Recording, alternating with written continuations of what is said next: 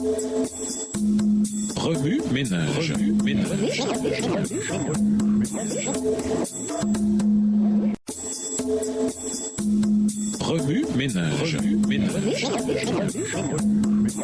Bienvenue à votre émission Remue ménage. Nous sommes de mercredi invité. Pardonner pour pardonner. Dieu nous a donné des outils utiles pour nous alerter lorsque nous avons commis ou sommes sur le point de commettre un péché qui répand la honte, la douleur et la mort dans notre propre vie et dans celle des autres. Premièrement, il nous a donné une conscience. Lorsqu'elle n'est pas continuellement ignorée, elle nous dit quand nos actions nous privent de la présence glorieuse de Dieu. Romains 3, verset 23. Le Saint-Esprit parle à notre conscience et nous convainc du péché, de la justice et du jugement.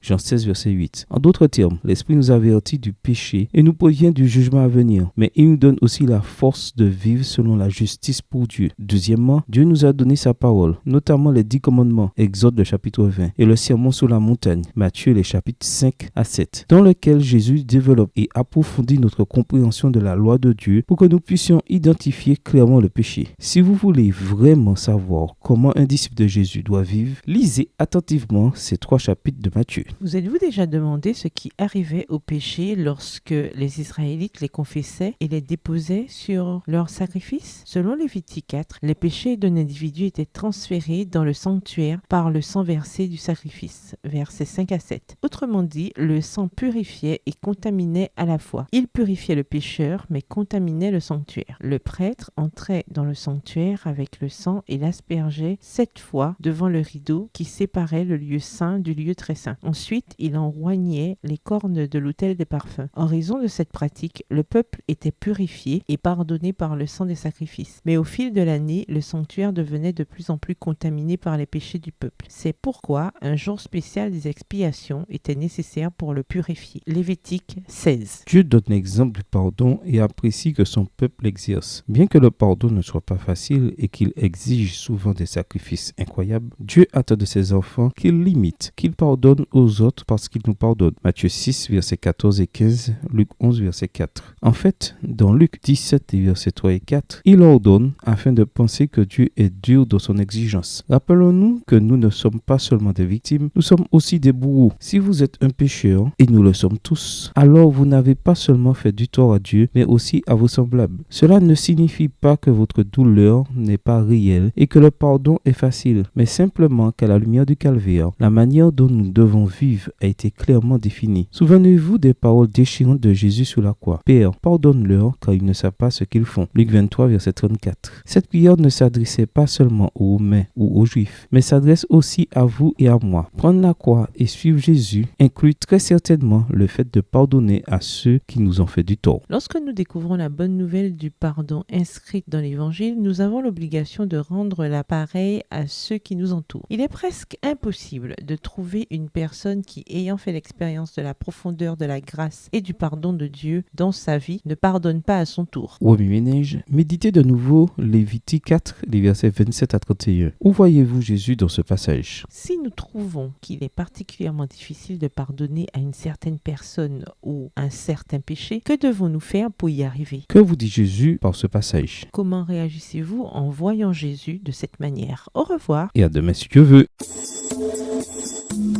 Remue ménage. Remue ménage.